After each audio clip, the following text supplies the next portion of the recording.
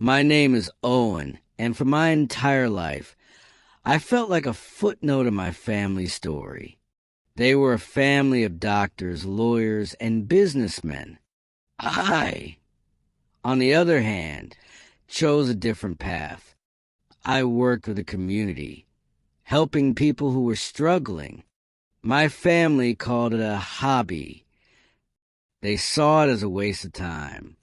They never took me seriously. But the day they made me sit outside during dinner was the day they lost me forever. They had no idea that their cruel act was about to bring the mayor to our doorstep.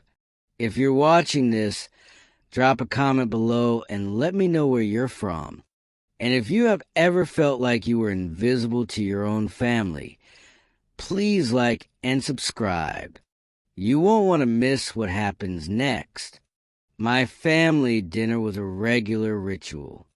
My parents, my older brother Daniel, and his family would all gather at my parent home.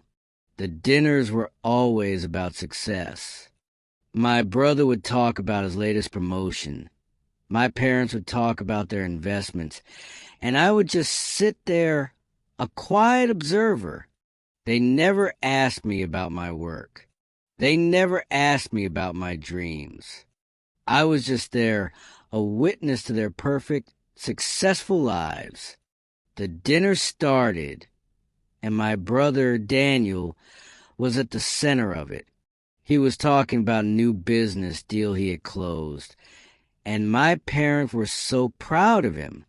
They were all talking about their success, and they were all looking at me with a sad, almost pitying look on their faces. Owen, my mother said, her voice filled with a fake kindness. We're all so happy for Daniel. He's doing so well. Why don't you talk about your work? I smiled. I'm doing great, Mom. My work is going well. Oh, she said, her voice now full of a condescending tone. Well, that's good, but you need to be more ambitious. You need to be more like Daniel. My brother, Daniel, laughed. Owen's not a businessman, Mom. He's just a community organizer. He doesn't make a lot of money. My heart sank. The words hurt, but I didn't let it show. I had kept my work a secret from my family because I wanted them to see me for who I was, not for my money, but they had made it clear that my worth was in my bank account, not in my heart. Just as the food was about to be served, my mother turned to me. Owen, she said, I'm so sorry, honey, but there isn't enough room at the table. Why don't you sit outside? The weather is so nice. My heart shattered. She had made a point of making me sit outside. She had made it clear that I wasn't worthy of sitting with them. The family laughed. They thought it was a joke. But I didn't. I walked outside and sat at a small table, alone. My family, who had been so focused on their success, had no idea that their cruel act was about to lead to their downfall. Just as I sat there, a car pulled up to the house. It was the mayor's car. The door opened and a man walked out. It was Mr. Harrison, the mayor, and he was about to make a grand entrance. What will happen when the mayor walks in? And how will my family react when they find out the truth? I sat alone at a small table in the backyard, listening to the muffled laughter from inside. My family had made me sit outside, a symbol of my low status in their eyes. They thought they were enjoying a perfect, successful dinner. They had no idea that their cruel act was about to be witnessed by the most important man in town. I was still sitting there, feeling the cold air on my face, when a car pulled up to the house. It was a black sedan, a nice car. The door opened, and a man walked out. It was Mr. Harrison, the mayor of our town. I was in complete shock. He was a very powerful and respected man, and he was the one who had helped me with my community work. He was the reason my work had gotten a lot of funding. He walked up to the house, and he saw me sitting alone. He stopped and looked at me with a look of concern on his face. "Owen," he said, "what are you doing out here?"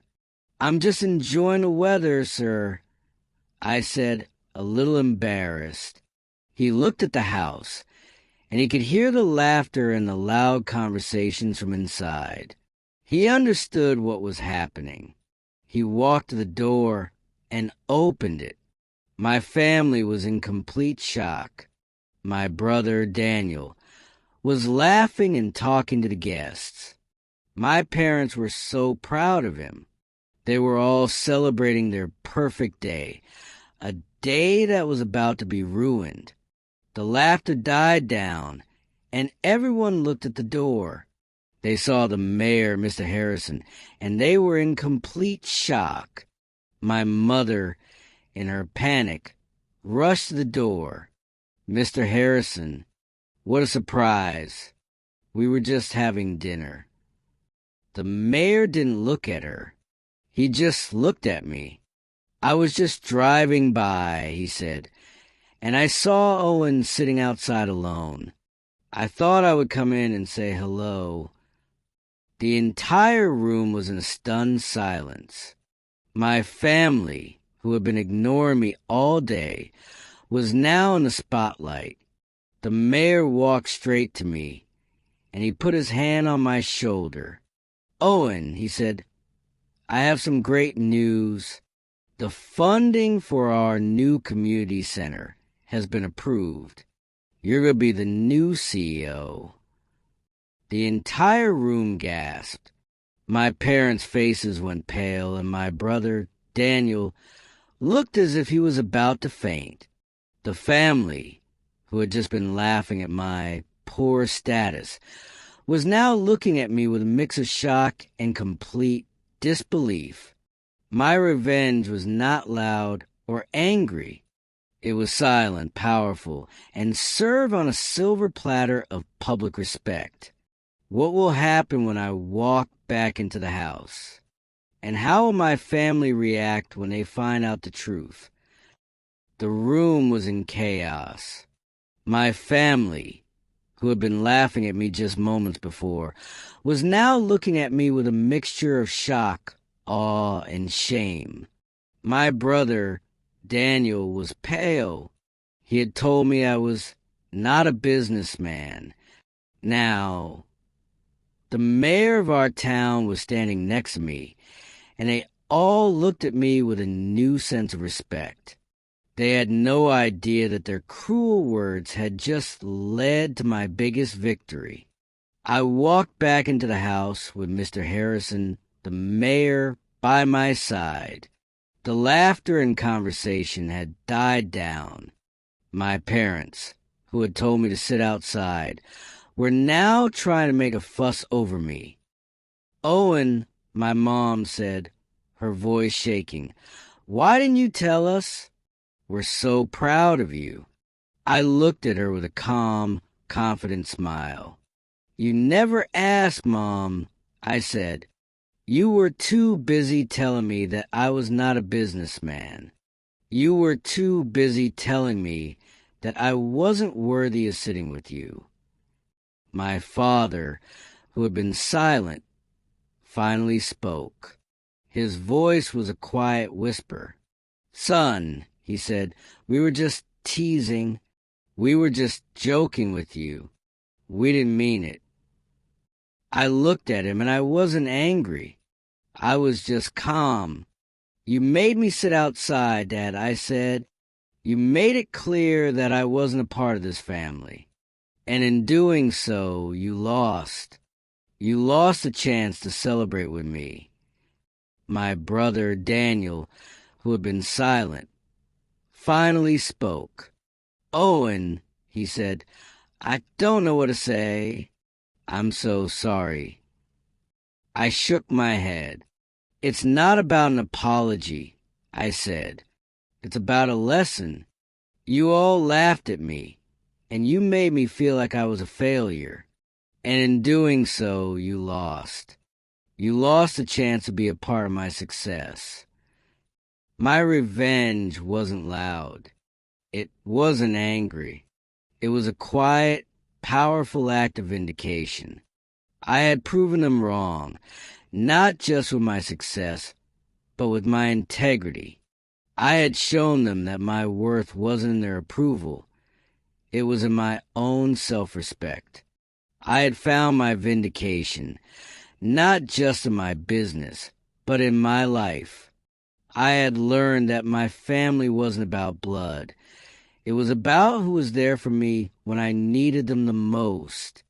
And in the end, that was me. So that's my story. It's a reminder that true wealth is not in your bank account. It's in your character. And sometimes the best revenge is to walk away from the people who fail to see your true worth. Have you ever had to choose between your blood family and your chosen family? What did you learn? Share your stories in the comments below. And if this story resonated with you, don't forget to like, share, and subscribe to hear more real-life lessons. Thank you for listening.